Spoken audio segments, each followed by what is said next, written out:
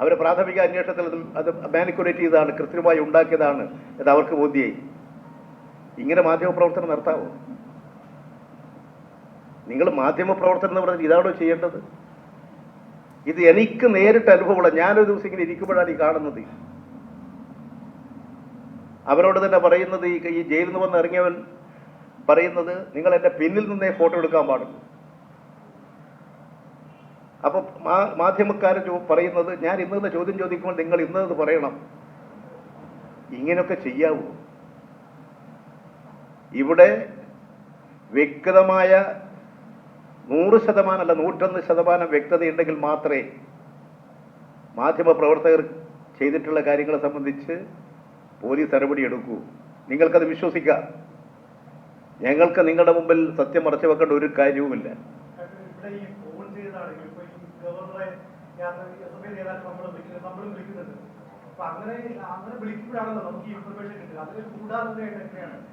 Phone ചെയ്തത് മാത്രമാണ് നിങ്ങൾ ധരിക്കേണ്ടത്.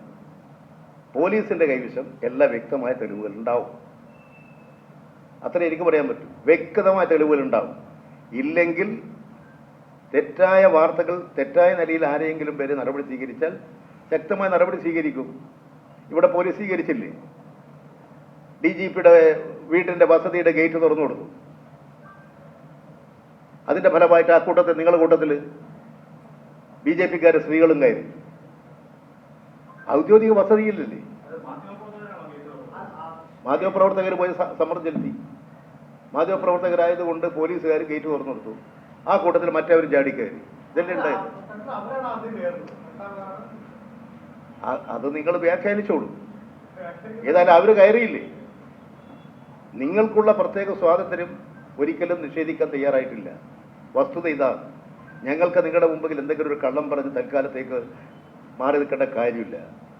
ഞങ്ങൾ വസ്തുനിഷ്ഠമായിട്ടേ പറയും, സത്യസന്ധമായിട്ടേ പറയും. ഞങ്ങൾ തെറ്റ് പറ്റിയാൽ ഞങ്ങൾ തെറ്റ് പറ്റിയിട്ടുണ്ടെന്ന് പറയും. അതാണ് ഞങ്ങളുടെ പ്രത്യേകത.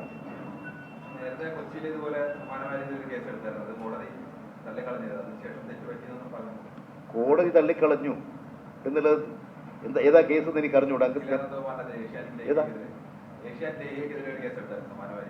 അല്ല, ഏതാണ്ട് എനിക്ക് ആ കേസ് ഞാൻ പഠിച്ചിട്ട് എനിക്ക് പറയാം. ഞാൻ പറഞ്ഞു വേണമെങ്കിൽ ഞാൻ നോക്കി അന്വേഷിച്ചിട്ട് എന്താ കാര്യം എന്നുള്ളത് നിങ്ങളോട് പറഞ്ഞു തരാം. നേരത്തെ കൊച്ചിയിൽ മഹാരാഷ്ട്ര സമരവുമായിട്ട് ബന്ധപ്പെട്ട് ഏഷ്യാനെറ്റിലേക്ക് അഖിലാനന്ദകുമാറിനെതിരെ കേസെടുത്തു. രാഷ്ട്രീയ നൽകിയ പരാതി അന്ന് ഇതുപോലെ ശരിയാണെന്നാണ് വാദിച്ചത്. കോടതി അവസാനം മാധ്യമപ്രവർത്തനത്തിന്റെ ഭാഗമാണെന്ന് അദ്ദേഹം തള്ളിക്കളയുകയും ചെയ്തതാണ്. അതെന്താണ് ഞാൻ നോക്കിയിട്ട് പറയാം. എനിക്ക് അതിന്റെ കോടതിയുടെ നിരീക്ഷണം എന്താണ്, എന്താ കേസ്, ആരാ പരാതിക്കാരൻ എന്താണെന്നുള്ളത് നോക്കിയിട്ട് പറയാം.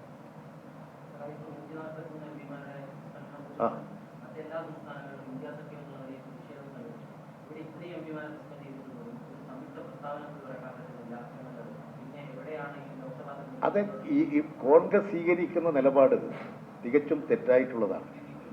നിങ്ങൾ നോക്ക്, ആം ആദ്മി പാർട്ടി BJPക്കെതിരായി ശക്തമായ നിലപാട് സ്വീകരിക്കുന്ന ഒരു പാർട്ടിയില്ലേ? ആ പാർട്ടിയുടെ ഡൽഹിയിലെ ഉപമുഖ്യമന്ത്രിയെയും ആരോഗ്യമന്ത്രിയെയും ED കുറ്റം ചുമത്തി അറസ്റ്റ് ചെയ്ത് ജയിലിലടച്ചു. ആ നടപടിയെ ന്യായീകരിച്ചും പിന്തുണ പ്രഖ്യാപിച്ചും പ്രസ്താവന ഇറക്കി. വാർത്ത റിപ്പോർട്ട് ചെയ്ത 24 റിപ്പോർട്ടർ വിനീത VGക്കെതിരെ ഗൂഢാലോചന കുറ്റം ചുമത്തി കേസെടുത്ത നടപടിയെ ഇടതുമുന്നണി കൺവീനർ ന്യായീകരിച്ചു. EP ജയരാജൻ പറഞ്ഞത്, ഈ കാര്യങ്ങൾ പോലീസിന്റെ പക്കൽ ശക്തമായും വ്യക്തമായ തെളിവുകൾ ഉണ്ടായിരിക്കും, അല്ലാതെ പോലീസ് കേസെടുക്കില്ല എന്നാണ്. അങ്ങനെ വ്യക്തമായ തെളിവുകൾ ഇല്ലാതെയാണ് പോലീസ് കേസെടുത്തതെങ്കിൽ അങ്ങനെ ആ പോലീസുകാർക്കെതിരെ നടപടിയെടുക്കും. DGPയുടെ വീട്ടിലേക്ക് മാധ്യമപ്രവർത്തകരും പ്രതിഷേധക്കാരും കടന്ന സംഭവത്തിൽ പോലീസുകാർക്കെതിരെ നടപടി ഉണ്ടായ കാര്യവും EP ജയരാജൻ ചൂണ്ടിക്കാട്ടി. അതേസമയം തന്നെ ഏഷ്യാനെറ്റിന്റെ പ്രതിനിധിക്കെതിരെ കേസെടുക്കുകയും അത് കോടതി പിന്നീട് തള്ളിക്കളയുകയും ചെയ്ത സംഭവം ചൂണ്ടിക്കാണിച്ചപ്പോൾ ആ കാര്യം തൻ്റെ ശ്രദ്ധയിൽപ്പെട്ടിട്ടില്ല, പഠിച്ച ശേഷം പ്രതികരിക്കാം എന്ന നിലപാടാണ് EP ജയരാജൻ ഇടതുമുന്നണി കൺവീനർ സ്വീകരിച്ചിരിക്കുന്നത്. മാധ്യമപ്രവർത്തകർക്ക് എതിരെ കേസെടുക്കുന്ന നടപടി സംബന്ധിച്ച കാര്യങ്ങളിൽ അദ്ദേഹം നൽകിയിരിക്കുന്ന മറുപടി പോലീസിന് വ്യക്തമായ തെളിവുകൾ ഉണ്ടാകും എന്നാണ്. ഏതായാലും കോടതിയിലേക്ക് പോവുകയാണ് 24 ഈ വിഷയത്തിൽ. അതിൽ എന്താണ് വ്യക്തത എന്ന് നമുക്ക് കാണാം. EP ജയരാജൻ ഇടതുമുന്നണി കൺവീനർ അദ്ദേഹത്തിന്റെ ഭാഗം വിശദീകരിക്കുകയായിരുന്നു. 24 അഞ്ചിന്റെ വജ്രത്തിളക്കം.